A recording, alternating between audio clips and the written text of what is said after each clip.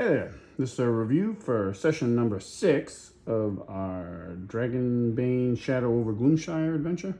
I think I misspoke in the last video and messed up the numbers, but this was number 6. Started off in the catacombs where we left off in the last session. The party had just cleared out some skeletons from this one crypt area that children had gone into, and they looted the area. Found some coin, and there is an exit out of there. And well, I won't show the map because we're still playing this, but I'll get the map so I can kind of follow along better when I tell you what happened. Yeah, so there we go. There's one visible exit out of this dungeon, so they end up taking that. It actually sets off a trap because they failed to find it. I think it was a scything blade trap. They are able to make their evade. I think Tildren and Erd made the evade. And I don't remember if Alabio or Bellamy or Maeve or any of the others got hurt or not. But they did they did set it off. They moved down from there. There's a hallway, and it leads into a library. They open the door to the library. When they go in, they set off yet another trap, and this is a magical trap, and it hits them with basically the frost spell. And this affected half the party. They were frozen in place. I think they took some damage. And while that was going on, I rolled, I think, for a random encounter, because they actually they couldn't pick the lock on this door. They bashed it in, so that drew some attention. So as I rolled randomly. There's a random encounter table for the catacombs, and I rolled randomly on that, and it came up with some skeletons, came out of out between the bookshelves and attacked the party, and they focused on the ones that were stuck in place. During that fight, Bellamy actually went down. He's been mostly out of the combat, but he was stuck in that one, and he went down. He's not super tough, so down he went. But the skeletons aren't super tough either, so I think Erd was free, and I don't remember if Maeve or anybody else, maybe Tildren was free. Actually, I don't think so. They had to help each other to get out. Some of them did. Children actually took some damage in that fight. And post-fight, they bandaged themselves up, but Alabio went to heal Children with a spell, and he rolled a demon. So he rolled on there's a magic mishap table, and basically instead of healing him, he damaged him, and he dropped Children to 0 hit points. So he started making death saves, but Erd was able to, who had thankfully bought some bandages when they were in town last, and was able to get him bandaged up. Erd's proving to be non-magically a pretty decent healer in the group. His skill in healing or medicine, I think it's medicine, is pretty good. It's not bad. So he's got above a 50% shot, and then with buying bandages, he doesn't roll with a bane, so that helps. They eventually get the party back on their feet, and they start exploring around, and they find a secret, what they believe to be a secret door, and they realize that way back in the entrance tunnel, there was a entrance chamber. There was a statue in it. It was holding a raven, and Alabio had knocked that off and kind of broken it.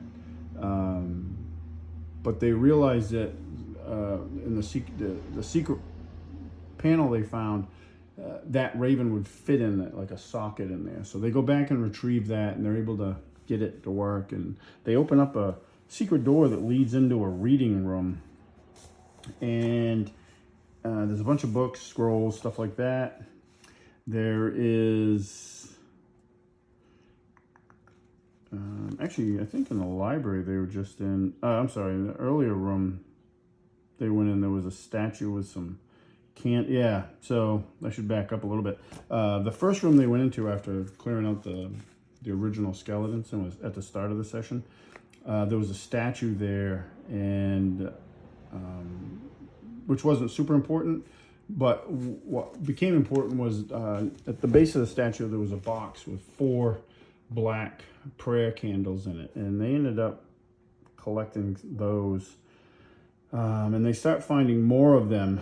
And when they're in the reading room, I think this happened in the reading room, they do a rest. They actually secure the reading room, they search it, they find some scrolls. I think they got a dispel scroll. They found some manual. Yep, that's right. They found, I'm looking at my notes. They found a manual that if one of them reads it for a week, they'll be able to pump their Myths and Legends skill up 1 point. And there was another book with a phrase written in it that is basically a clue that they were able to collect into what's going on and what happened down here. They do a stretch rest in the reading room because they're down on hit points and willpower, so they rest up. And once they get rested, Tildren lights a candle, and this is significant because the specific one that he had picked up in the adventure, it specifically says it literally teleports Tildren away to, it doesn't say obviously specifically Tildren, but whoever lights it gets teleported away to a certain room in the catacomb.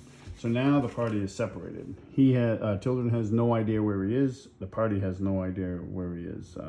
He finds himself in this chamber with, I think it had like a plinth or something in it. I don't remember. It had some sort of green, it had a stone statue with like this, almost like alien type writing on it, and the party was making references to Cthulhu. That's what it reminded me of too. So he was on his own though. So there's an exit in the room, and he takes it, and he comes out, and there's some crypts to either side. And at first he was going to search them, but he didn't really want to tempt fate by himself. So he keeps pushing on. He finds some side passages, and then ultimately dumps out into this really large circular room. And in the room, there's these 3 fountains in a triangle pattern. And in the center of that triangle is a statue.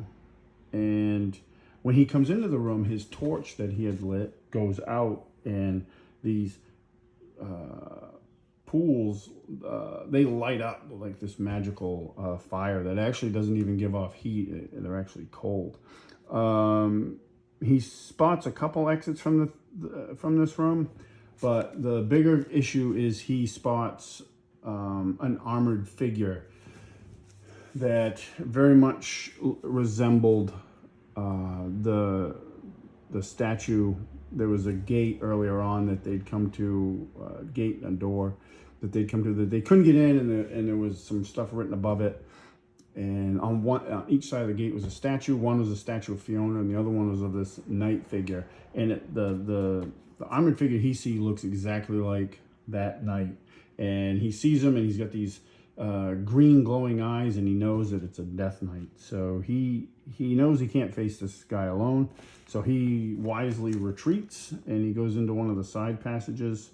He does eventually come back around and wants to like kind of spy on the Death Knight to see what he does.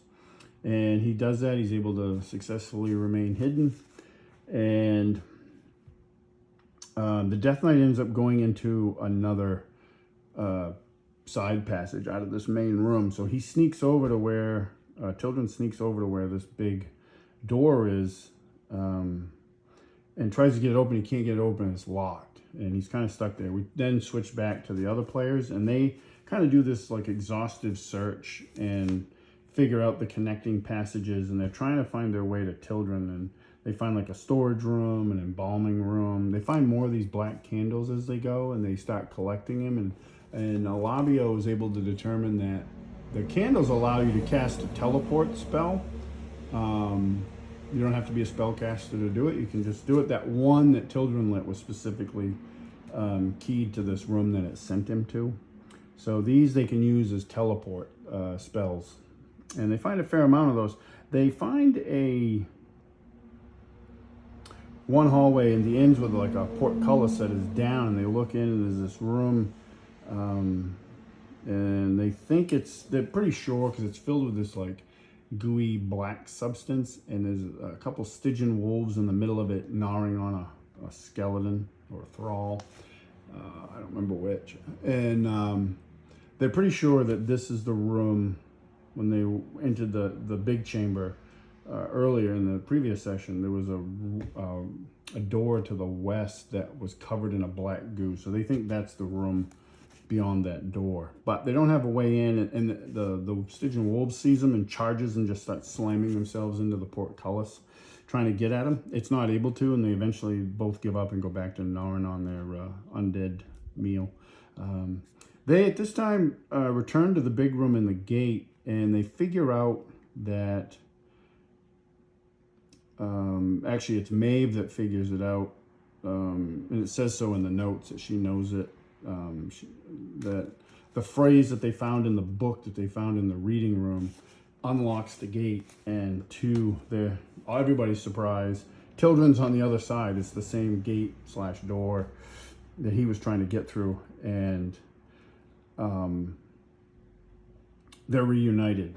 This is being described way quicker than it happened. There was some time passed where they were really separated, but the rest of it was just kind of finding the little rooms off to the side and stuff. Nothing really special happened there. So they're reunited, and the Death Knight comes out, and he actually focuses on Erd and Maeve because he sees that they are wearing the armor of the Paladins of the Blue Rose, and he actually speaks to him. And I described it as if you ever watched Saturday morning cartoons when you were a kid, and like the skeleton figure on like Scooby-Doo or any of those shows would speak, or Skeletor on He-Man cartoon would speak. That's what he sounds like, and he addresses the two Paladins, and sends when he comes back out of the side pass, he also has like 3 or 4 skeletons with him, and they attack, and there's a battle that ensues. That was a tough little fight, because at one point I think Alabio went down again. He got too close to so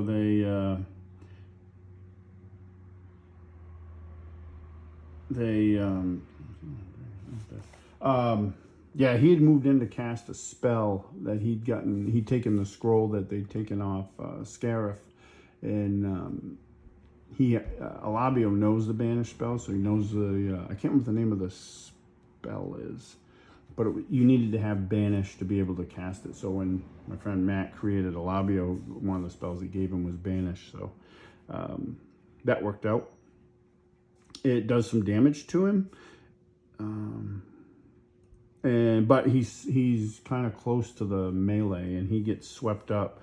One of the attacks that he did, the Death Knight did, was I roll randomly because he's a monster, so I don't have to roll to hit. I just have to roll on the chart, and there's like 6 different things he can do. He's got 2 attacks per turn that happen in different points in the initiative, and he did this cleaving strike where he did damage to Erd, and then he did, which was quite a bit of damage.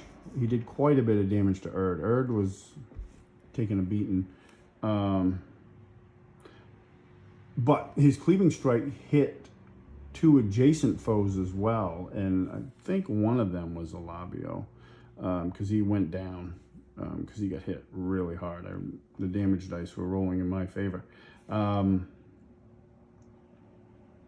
But they eventually, Erd gets the killing blow on the Death Knight, and then they finish off the skeletons, which actually took a little bit longer than I thought it was going to.